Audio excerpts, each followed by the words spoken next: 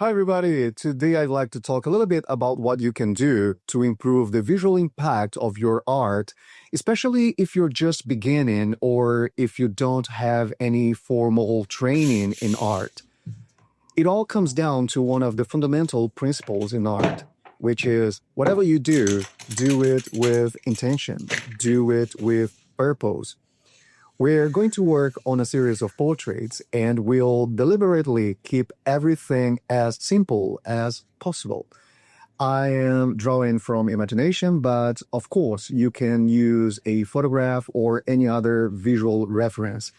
We'll start by sketching directly onto the paper, and as you can see, these are just simple lines marking where we are going to paint. It couldn't be any simpler.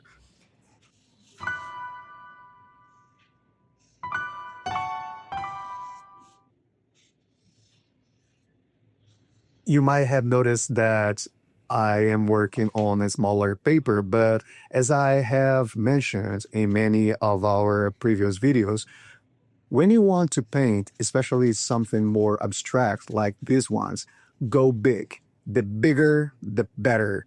The bigger the canvas, the bolder the statement. You'll be showing your intention to make your art your own way. Don't hide away. If you want to hang one of your paintings, treat it as the focal point of the room. Show it proudly. Dare to show your own work. Don't apologize.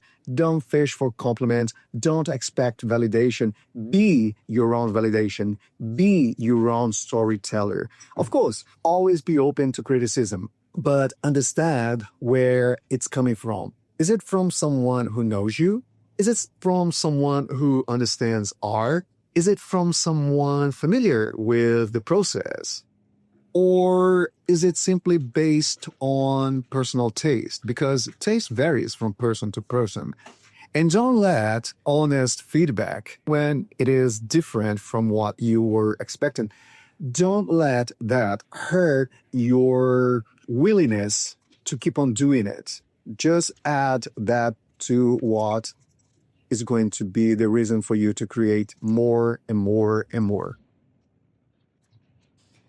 It is perfectly fine if you don't know yet how to paint anatomically, or if your work isn't realistic in detail. We're not aiming for precision, likeness, or perfect proportions. None of that. We are focusing on the very basics. What matters here is texture, is the overall composition, and whether the piece invites the viewer to come closer and want to see more.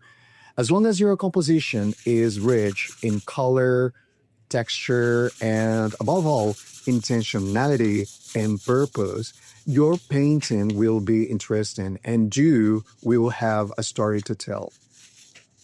And that's the takeaway of today's practice. And before you know it, you have finished your first one. And now that you're warmed up, keep going and make a few more. I am painting with acrylics, which, by the way, dry very quickly. Even when they're wet, as you can see in here, they take no longer than about 10 minutes to dry completely.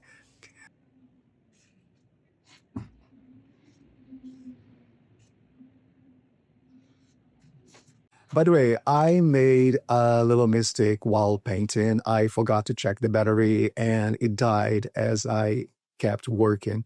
So there is a missing part in the footage of the second composition. My apologies, there's not much of the process recorded, but it followed exactly the same steps as the previous one. And once the work is finished, and only after everything is completely dry, I stain it lightly all over with a very diluted burnt umber wash. This adds texture and helps unify the color palette. You can do this on canvas using any other medium, but remember, you can only apply this over paint once the basic layers are already completely dry, okay?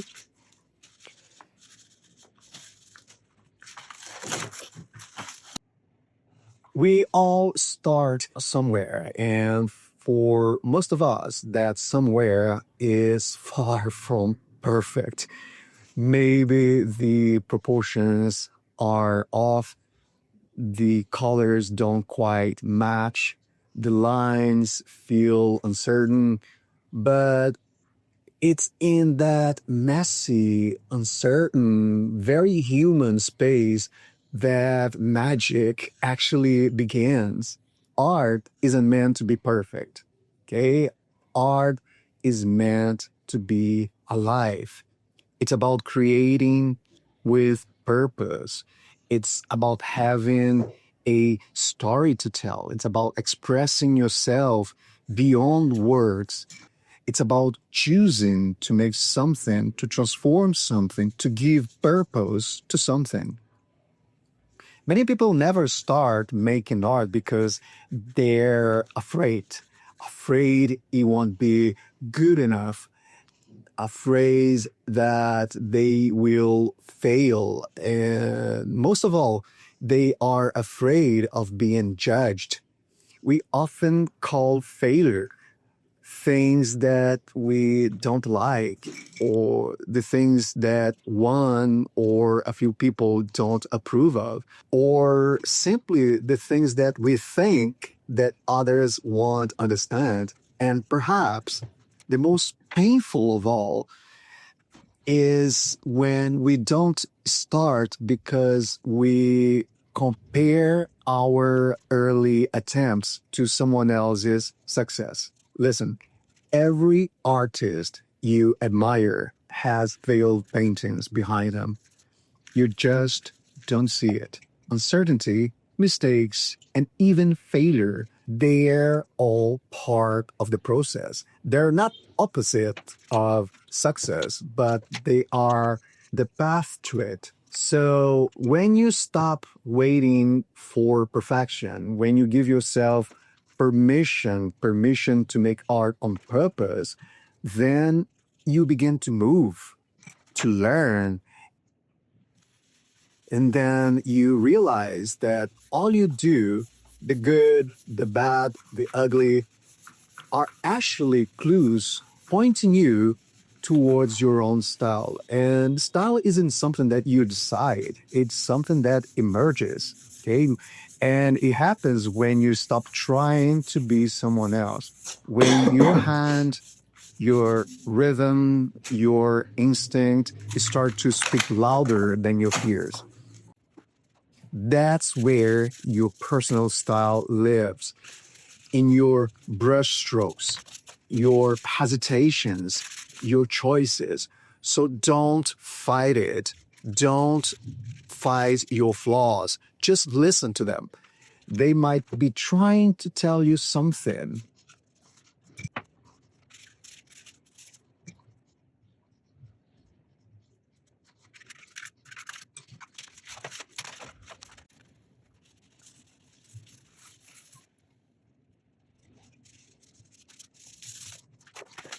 Now let's talk about beauty. Many people think that art is about beauty, that artworks must be beautiful. But beauty is only one language of emotion. Sometimes art has to be unsettling, it has to be heavy, it has to be quiet or raw and even uncomfortable, because art isn't meant to be a decorative piece, okay? Art isn't meant to decorate life, it is meant to reflect it. If your work makes someone feel something, anything, then you have succeeded. Even if that feeling isn't pleasant, okay? Once I mentioned that sometimes we watch a movie and it is heavy, it is dense, it is hard to go through to the final scene, but it talks to you. It makes you feel something. It makes you think or rethink of how you deal with things and how you place yourself within the world around you. And once again, it doesn't have to be happy, it doesn't have to be joyful, it doesn't have to be bubbly, but it made you feel something. You understand what I'm saying? So the real purpose of art isn't to please the eye, but it is to move the soul. Understanding the basics, color, texture, composition, it is important. Of course, yes, but those are just tools. They're not the art itself. The foundation of good art isn't perfection, it is purpose. It's the reason you pick up the brush in the first place. When you create with intention, even your most raw sketch will carry meaning. Even your bad paintings, whatever bad means, will have a heartbeat. That's what I mean when I say do it on purpose. Don't hide behind mistakes. Own them. Don't chase perfection, chase honesty. Each portrait you see here was made with that mindset. They are far from perfect. And that's exactly why they matter to me, because they represent freedom, freedom from judgment, freedom from comparison. I am not expecting you to like them. I'm not expecting you to want them on your wall. But I do hope that somehow at least one of them will talk to you and will make you want to talk more to that painting. So art doesn't need permission to exist. If you're watching this and doubting yourself, remember, the only wrong way to make art is not make art at all. So do it and do it on purpose. Do it imperfectly, but do it with honesty because the world doesn't need more perfect things. It needs more authentic things. And art, as I often say, doesn't have to be beautiful. It has to be true and it has to make you feel something.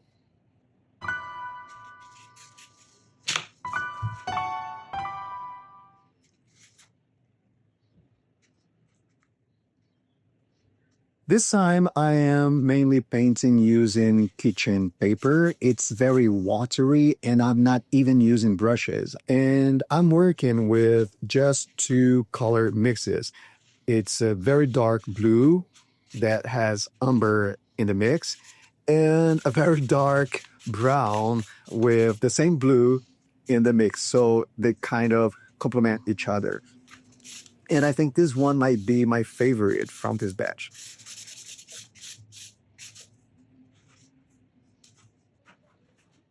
And that's it. Here are the results of what we've done today. I hope you've learned something new today and that you will stop worrying about the art that you're going to make.